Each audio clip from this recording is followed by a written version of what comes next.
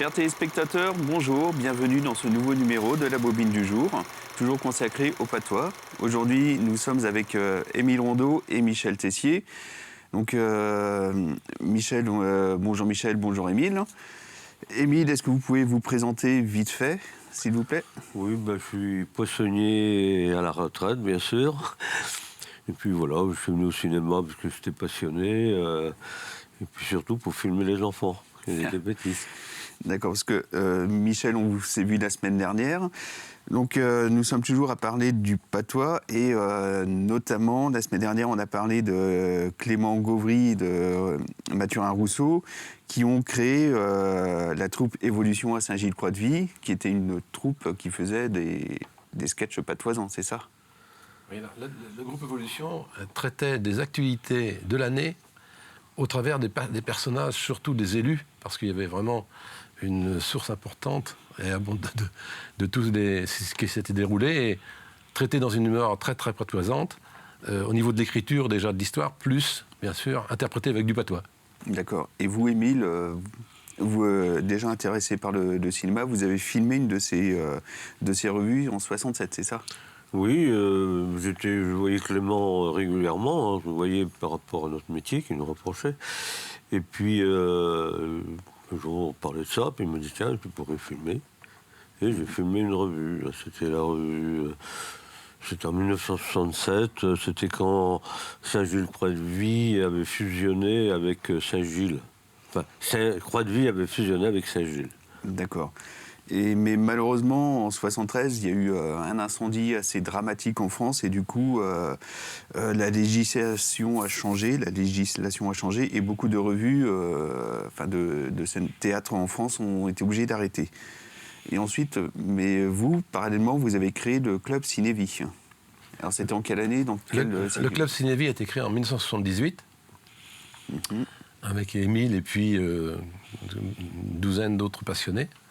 Et à l'époque, on réalisait des films naturellement d'amateurs, avec quelques scénarios et puis beaucoup de documentaires. Et tous les ans, on faisait un festival où on invitait des premiers prix français. Et un jour, Clément, faisant partie des spectateurs, on lui a dit tu pourrais pas nous préparer une petite histoire? Et voilà, ça a commencé comme ça, mais sa petite histoire durait 55 minutes. Donc on a tourné ça et on a fait qu'une seule séance, rien que pour son film. Voilà. Et ce film-là a réuni tout de suite 10 000 spectateurs, beaucoup plus que nos festivals. Donc on a dit, c'est la clientèle à prendre. Et on a continué sur le thème du patois et bien sûr des histoires que produisait Clément. Donc ce premier film, c'était Les Écologiques en 79, c'est ça? Oui, absolument. Donc ce film, vous l'avez tourné en patois.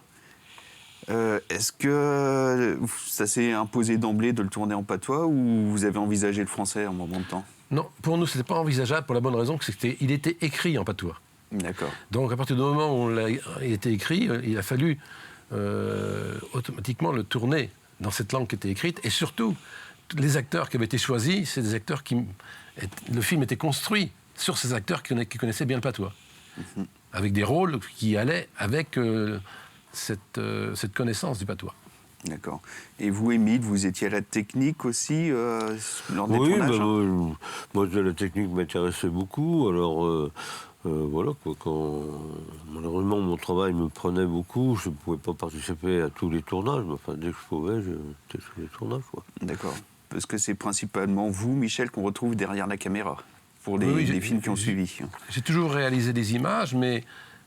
c'est très insuffisant. Quand on est seul, il faut avoir de l'éclairage, de la prise de son, et puis au niveau, malgré que c'est des décors naturels, et il fallait toujours préparer les plateaux extérieurs, ça demandait du temps, et là, il nous fallait des gens qui à la fois connaissaient ce qu'on allait réaliser, avec de l'accessoire en ombre, et puis, bien sûr, éclairer, même en plein jour, ça demande beaucoup de travail de préparer un plateau, quoi. Parce que suite aux Écologiques, il y a eu 3 films qui ont suivi, 3 longs métrages.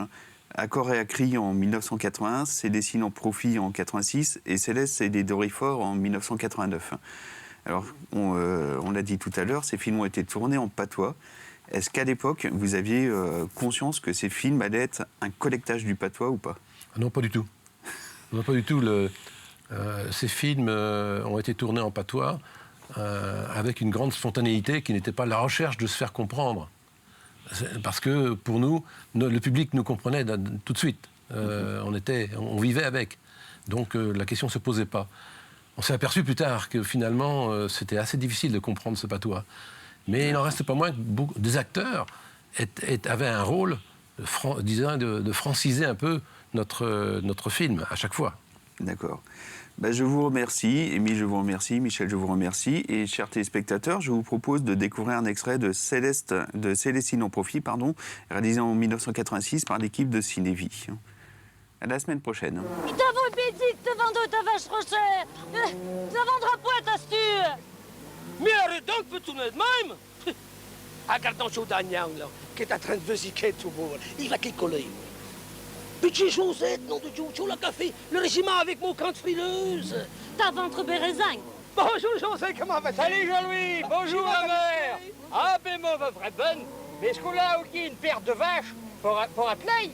Et vous n'ayez qui c'était Corneille. Alors tu penses bien chercher nous de la même hauteur? Et puis où t'en peux, mon gars? Ah ouais? Il y en a qui est pédante, bien sûr, et puis à la tête, là, il te trouve, regarde. Mais tu vois bien qu'on va pas, elle est trop basse. On est la marque qui compte là, on m'en fout rien de quelle hauteur. Mais ça, oui, rabat quand même, Alain. Ah ben on l'ira pas. Mais puisqu'il te dit qu'on va pas, faut que tu cherches un autre acheteur, te perds ton temps. Oh, Versailles, toi la patronne, comprends-tu? Allez, fais donc, y allons nous expliquer de choses. Mais il va quand même pas acheter une vache plus basse, notre lâche château bancal, tu comprends bien quand même. Mais ça, on ira quand même. Ah, c'est Licha, la semaine dernière, reste ici. Mais on n'est pas allé boire un coup et l'ont fait grandir ta vache, non? Fais, puis Bon, allons allez. nous arranger de chez. Puisqu'il te dit qu'on va pas, trouve un autre acheteur. Mais t'as qu'à la vente, t'as qu'à 6 bouts de goule, comprends-tu? Allez, fais donc, y allons les bois. Raison, oui. Tu poses mon avion là, on n'a pas rien qui veut là.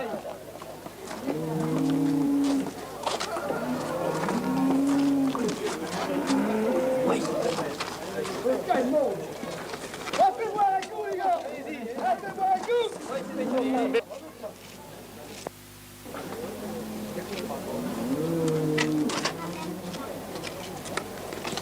Comment il faut bien apprendre, moi, je sais pas. Pour une chula, ton bonhomme, 2 zones, pas moi. T'as de la top. Ah, mais quand même, il connaît bien mon métier. Tu veux pas que ton bonhomme, là, ait une culotte à courir derrière le train, quand Ah, même? mais non, mais enfin, comment? Moi, Bon. c'est la top. Tu crois? C'est d'ouvrir pilou. Monsieur, oui. Oui, parce qu'on voudrait, c'est pas faire un gilet de paix à mon bonhomme, là. On voudrait de la revaille, je prends. Mais Dieu. Je prends pas les airs follets. Qu'est-ce que vous faites? Je prends pas les airs Non, follets. non. Ah bon, mais, hein? Bon, mais combien qu'il vous en met? J'ai Je sais pas, quelque oui. chose. Mais, pour faire la culotte, et puis... Quelle petite satinette? Ah, mais ma satinette. T'en as pas comme culotte? Là, va t'en faire voir. Ah, bébé, Michel, hein?